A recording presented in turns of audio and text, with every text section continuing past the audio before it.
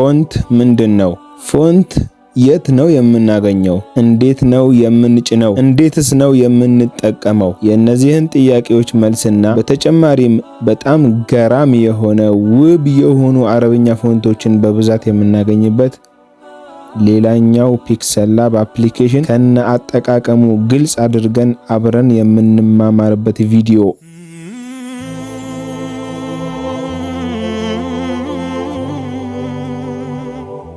ሮብ ምሽት 4 ሰዓት ላይ ኢንሻአላህ።